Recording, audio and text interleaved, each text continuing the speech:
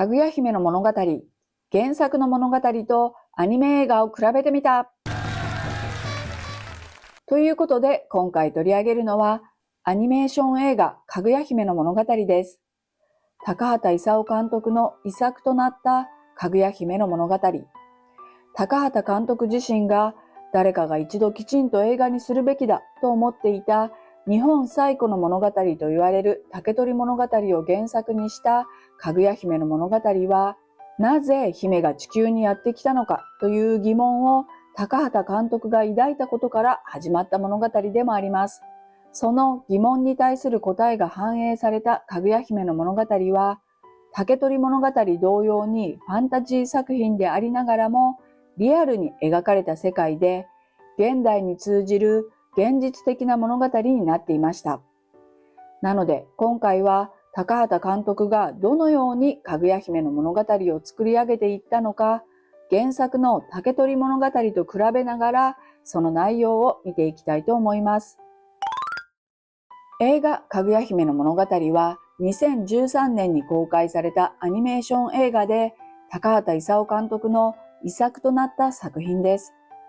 制作に8年もかかったと言われるかぐや姫の物語は、アニメーション映画を作る上で高畑監督が目指した世界観の作品になっていて、見ている側に想像させる、そんな絵のタッチに仕上がっています。高畑監督が目指したのは、1987年の短編アニメ、フレデリック・バック監督の木を植えた男で使用されていたスケッチ的な手法で、かぐや姫の物語でも全てを描くのではなく、描く必要のあるものだけが線として描かれています。それが日本最古の物語である竹取物語の世界と見事にマッチして、かぐや姫の物語はアニメーション映画というよりは芸術作品として仕上がっている作品でもあります。そんなかぐや姫の物語は今言ったように竹取物語が原作で、竹から生まれた女の子がおじいさんとおばあさんのもとで美しい女性として育ち、5人の男性と帝に求婚されますが、それを断り、やがて月に帰っていくというファンタジー作品であると同時に、ちょっと不思議な物語でもあります。この竹取物語の内容に関して高畑監督が、なぜ姫は地球を選んでやってきたんだろうと考えたことから、かぐや姫の物語は始まっていきます。竹取物語の中ではその答えは明かされてなく、姫が地球にやってきたのは、姫が罪を作ってしまったため、少しの間、翁のもとに身を寄せていただけとなっています。その姫が作ってしまった罪、それを高畑監督は、姫が地球に行ってみたい、地球に憧れるという罪にしました。竹取物語の中では、月は思い悩むことがない世界となっています。高畑監督は、この原作で描かれる月の世界を、悩みや苦しみはないかもしれないけど、豊かな色彩や満ち溢れる生命もない世界と考えました。そんな世界にいるかぐや姫が、地球の鳥や虫や獣や草や木や花のことを知ったら、きっと地球に行きたいと思うんじゃないかなと考え、それが劇中で何度も歌われるわらべ歌の歌詞にもつながっていますし、物語の中で見ることができるかぐや姫が育った山を通して自然の美しさや四季を描きました。また地球に住む人の喜怒哀楽、さらには誰かを愛するという気持ちにもかぐや姫はきっと憧れるはずということで、かぐや姫の物語には原作にはいないステマルというかぐや姫があなたとなら幸せになれたはずと思う人物を登場させました。このステマルとのエピソードは竹取物語にはないかぐや姫の物語のオリジナルストーリーですが、ステマルとの出会いによってかぐや姫は愛する気持ちを知っていくことになります。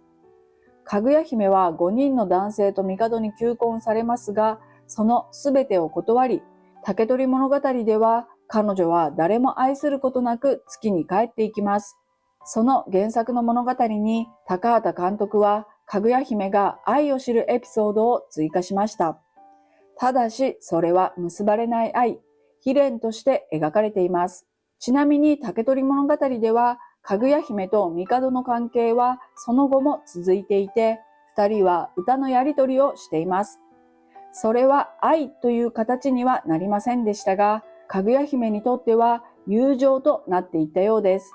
なので、帝の描かれ方は、竹取物語とかぐや姫の物語で大きく違っていて、竹取物語では、月から迎えに来ることを知った帝は、2000人の兵をかぐや姫の屋敷に送り、彼女を守ろうとしていて、かぐや姫の物語の帝よりはいい人として描かれています。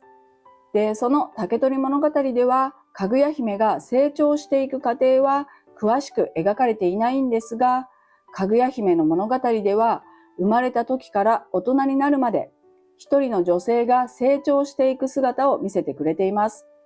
これは脚本に高畑監督だけではなく、坂口理子さんが関わっていたことが大きく影響しているんじゃないかなと感じます。高畑監督は坂口理子さんが脚本を書いたドラマ、おしゃしゃのシャンを見ていたそうで、坂口さんが描く女性の気持ちに惹かれ、脚本をお願いしています。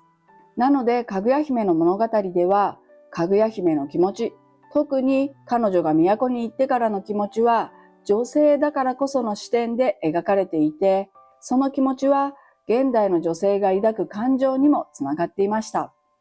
だからこそ、かぐや姫の物語は昔話ではなく、現代の物語としてたくさんの人の心に印象に残る作品になっていったんだと思いますし、それがこの作品が評価される理由の一つになっているんだと思います。アニメオリジナルの描写の中には、かぐや姫が女性として肉体的に大人になる場面や、眉毛を抜いたりお歯黒になる場面などが描かれています。